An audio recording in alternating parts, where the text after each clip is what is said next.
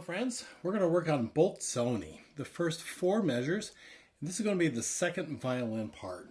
This is such a charming piece. I enjoy this so very much. The other thing I enjoy is that it is in B major, and that is not something that we normally play in, so it makes it kind of tricky. Makes it especially tricky for you being on second violin. And so when you get in there into your rehearsals and you look over at first violin, I want you to tell them, I've got a harder part than you have. Remind them of this often because it's true. And the reason is you can't play open Ds or open As. Well, you could play open Ds or open As, but it's not going to sound very good. The director's going to frown at you a little bit because you're not supposed to play open Ds and open As. They're D sharps and A sharps. So anyway, we're going to work on the first four measures, so let's get with it. The way I like structuring these videos is I will first talk about the notes, the fingerings more than anything. The rhythm after that, if I need to. This one's not too hard. And then I'll talk about the musicality of it, and then I'll practice with you for a little bit. Okay? Deal? That's a good deal. B major. Well, your first set of notes is D sharp to F sharp.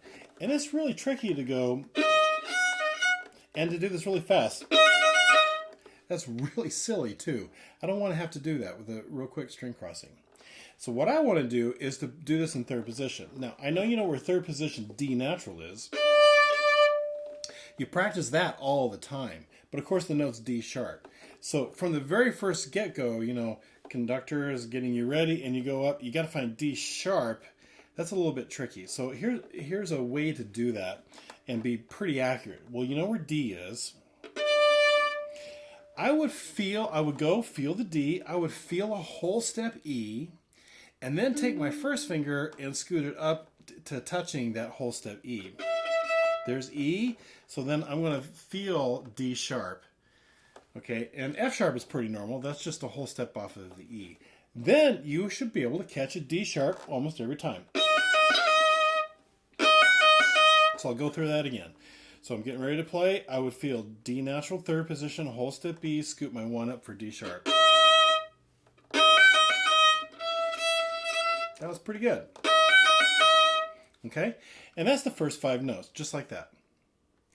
And then after that, I actually would scoot down and play a second finger B rather than a first finger B so that I'm ready to play A sharp. There's two reasons for that. If I went down and played first finger B, I might forget that it's in B major and just do the easy thing, which is the wrong note. But if I make myself play a second finger B, more likely I'm going to remember, oh yeah, A sharp, because I'm in the key of B major. So on my shift, which I like showing with the -1, on beat 3 in the first measure, I actually would put a -2, okay, so that I can show that I am shifting down to what's called half position. Now, half position or alternate fingerings, people think of it very differently. So to me, maybe this is just alternate fingerings because I'm playing second finger B.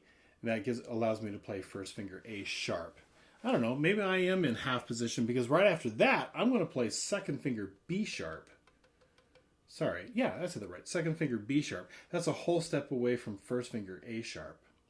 And then B sharp and C sharp are touching. That's a half step. I like to say half steps kiss. Make them kiss. B sharp, C sharp. B sharp, C sharp. And the C sharp is going to be done with a third finger. So I'll do all of that again. Right? Here's one. Second finger, first finger. On the retake, 2, 3. B sharp, C sharp. Okay, let's practice that again. Here we go. Find D sharp. Play that lick. Play it. Now shift to second finger B. You did that. Now first finger A sharp. Now whole step with the second finger. That's going to be B sharp. B sharp, C sharp with third finger. Okay? Think you got that? Now you got E to D sharp, and if you played four finger, that's going to be D sharp. I got to be able to play an E, and I don't want to. I don't want to do that. So I want to take my hand and scoot up and actually shift, if you want to think of it that way, shift into first position so I can play fourth finger E, and then it goes to D sharp. So I've got third finger D sharp, and then D sharp I want to play with the first finger on the D string. Alright, so starting on B sharp, measure 3. Sorry, I did that wrong. I'll do it again.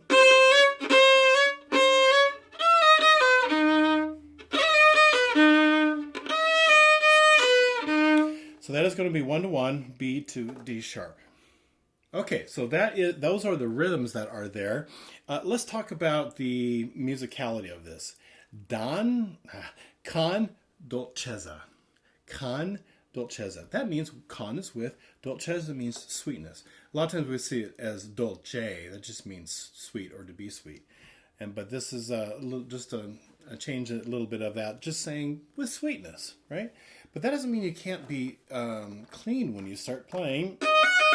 I want you starting on the string and pulling and cleanly play. Okay? So I don't want crash landing or like that. And it doesn't need to be rough and loud. That's silly. I want to start on the string, very clean.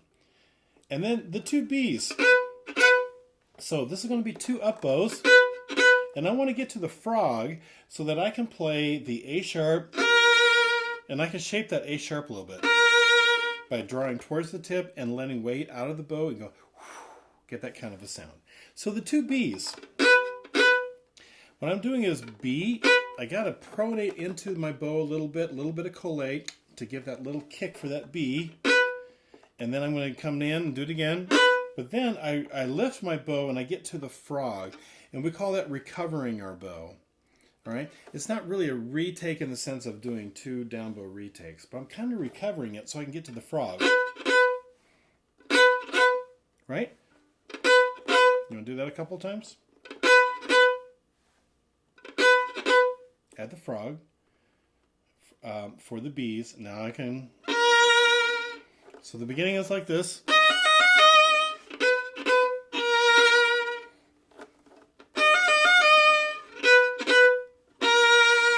See how that works? Okay. Now, the next measure, measure 3. You have accents. I want you to listen to the first violins. They have the 8th note as a short note, but I want you to match what they're doing. So you don't have a staccato marking there like they do, but I want you to match it, B sharp to C sharp, with a little bit of an accent.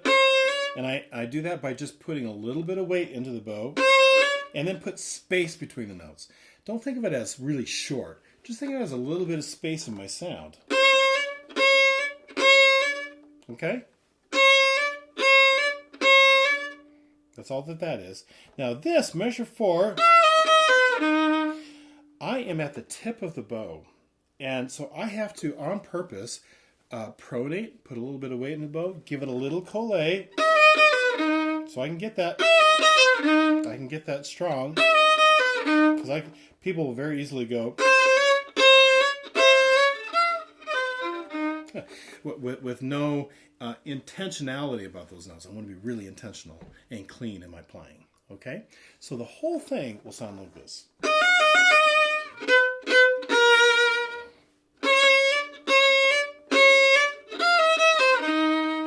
Okay? All right, so go to practice. Oh, I need to go get my metronome. I'll be right back.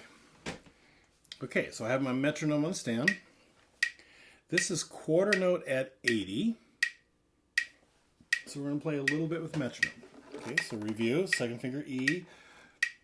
Take your first finger, scoot it up to the E with a half step, and you got to whole step with the third finger. 1, 2, 3.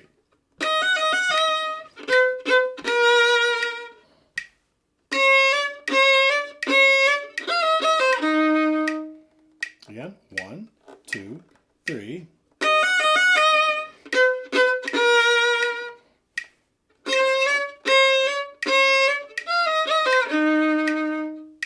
That time my B wasn't low enough. It was a little bit out of tune. I'll do it again. 1, 2, 3.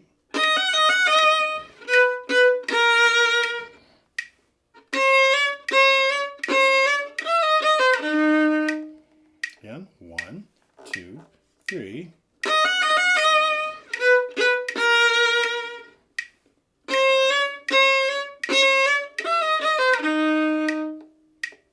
Again, 1, 2, 3.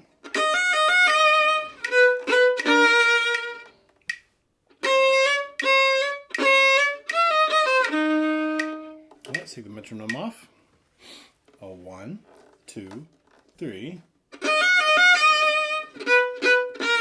I'm going to do that again. I didn't like my sound the whole time, all the way through. Do it again. 1, 2, 3.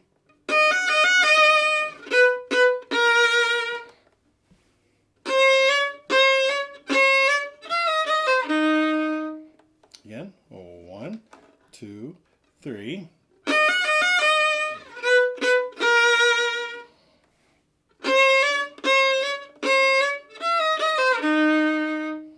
Again, 1, 2, 3.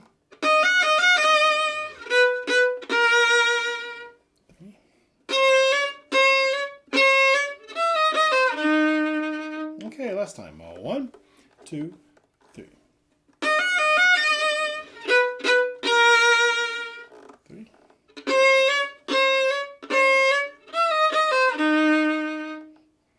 There you go. Subscribe to the channel if you like this. You'll be able to search for videos quite a bit easier. And I'm going to do a whole bunch of stuff on this Bolzoni so that you can really, really play it well. So practice with me, okay? I'll see you next time.